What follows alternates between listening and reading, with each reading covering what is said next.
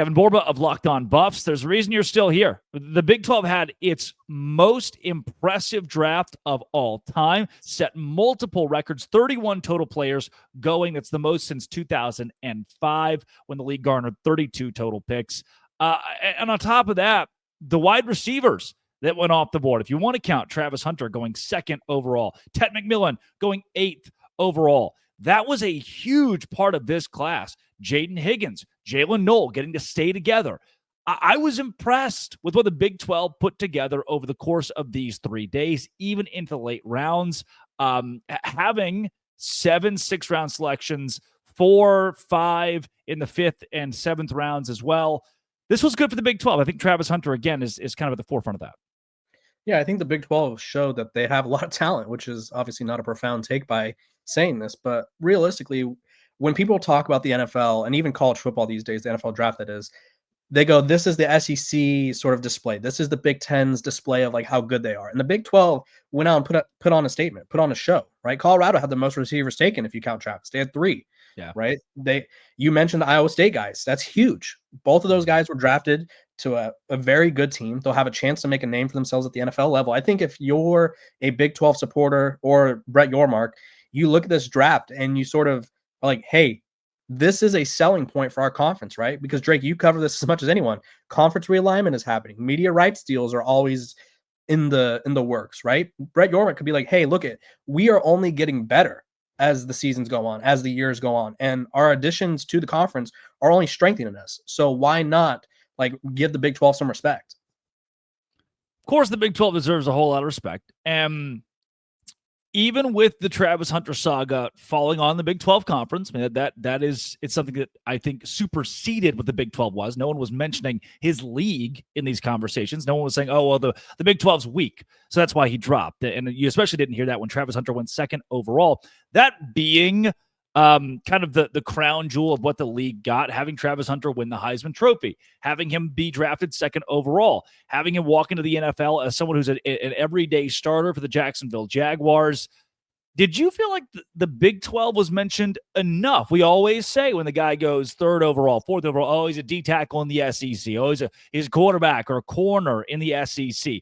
No one said Travis Hunter is a Big 12 product, but he won the Heisman Trophy because of what he did in and out of conference, and that conference was the Big 12. Yeah, I don't think the Big 12 got enough respect at all, honestly. I think every year when the SEC does something where it's like, oh, the SEC breaks the record for X amount of picks, or even our sponsors over at Prize Picks, right? One of the props was over under 3.5 SEC players taken in the top 10, right? Everything is geared towards the SEC, but it's like the Big 12, like you said, produced the number 2 overall pick, granted, or not even granted, in a way that it's historic. Like, not only is this historic for the Big 12, but Travis Hunter was the first player ever to be announced as a wide receiver and a corner, right? That has never happened. He had 2 freaking cue cards, Drake. One of them said receiver, one of them said corner, and that deserves way more attention, right? They had a bunch of talented guys drafted throughout, and it's like, okay, even if the SEC, which granted the SEC has a lot of talented guys, I'm not trying to take it away from them and make it seem like they're not a good conference, but give every conference some respect if it's warranted, right? I'm all for being like, hey, the SEC had 1,000 players drafted if they had 1,000 players drafted, but the Big 12 has a historic draft class, and the only person to talk to me about it is the guy who covers them on the daily. I need more coverage from the worldwide leader. Yeah, no doubt. Running backs too, though. This was the wide receiver room. We didn't get enough credit. Travis Hunter, we didn't get enough credit. Running backs, we didn't get enough credit. We broke Big 12 records, the amount of wide receivers taken, the amount of running backs taken as well. 8 wideouts, 7 guys that tote the rock. That led by R.J. Harvey, who was the first from the conference off the board. Not Cam Scatterbo, which a lot of people found interesting. With Scatterbo headed out to New York. DJ Giddens also heard his name called. Ollie Gordon, Devin Neal, Taj Brooks, Ja'Cory Krosky-Merritt.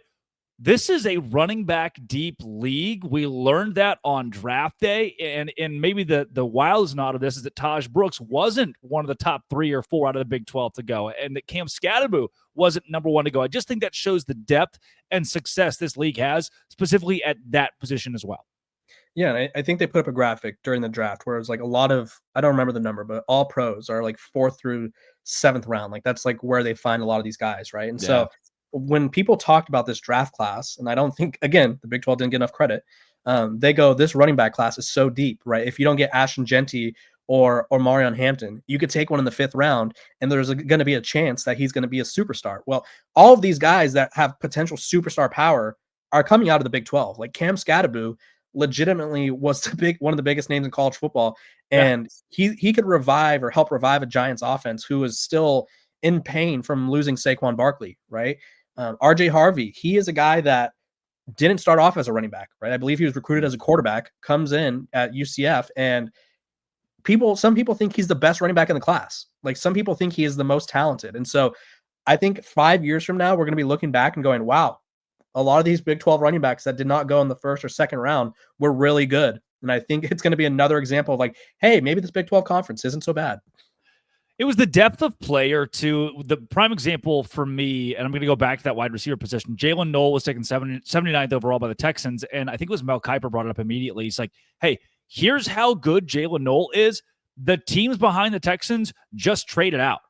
They were like, well, we missed out on the guy that we were sitting here waiting on, and the fact that he's gone, we're going to trade out. We're going to drop lower. We need more time to figure out where we're going to go next. So the Big 12 Conference as a whole didn't get the love it deserved, but it was also on the 4 letters. The whole ES and PN thing, they're a big... One player got a lot of love, right? I think the whole draft was just the Shedeur Sanders special for Mel Kiper and his blow-up. Drake, I want to get your opinions on that. Was that good or bad?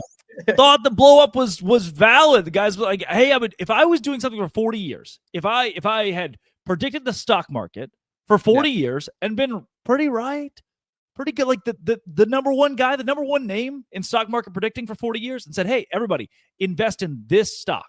It's top 5 in my stocks of the year for 2025. And then it falls to bits. It goes from $100 per share to $1 per share.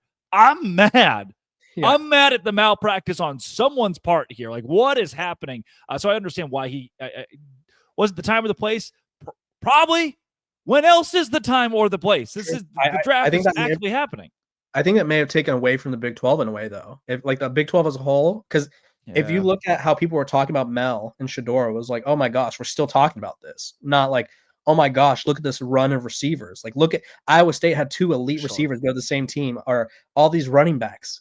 DJ Giddens, Ollie Gordon was like the front runner for the Heisman at one point, and like not a peep, right? Yeah. I think if you ask 9 out of 10 people who are just average fans, they'd be like, oh, I don't know where he went, right? Because like we spent so much time focusing on one thing, so maybe that took away from the Big 12, right? Maybe we just focused on one thing in particular and didn't allow the rest of the conference to get its shine. Yeah, I would say in response to that, though, it also took a lot of attention away from the SEC. It took attention away from everything. Mel Kiper did.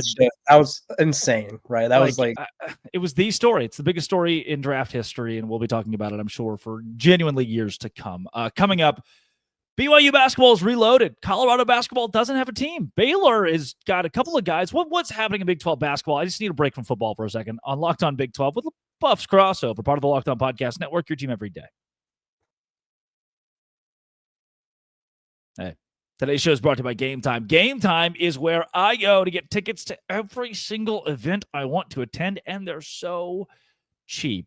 And with the NBA playoffs going right now, there's nothing like that atmosphere. It's an electric environment. I went to Oklahoma City last year, saw them play Dallas in a knockdown, drag-out game thanks to Game Time, where last-minute deals can save you up to 60%, especially as most of the time prices go down as tip-off gets closer. Last-minute deals save you those 60%, and the all-in pricing means no surprise fees at checkout. Use code LOCKEDONCollege and take the guesswork out of buying tickets with Game Time for $20 off your first purchase. Code LOCKEDONCollege. Again, terms apply. Download the Game Time app. Last-minute tickets, lowest prices, and that is guaranteed with Game Time.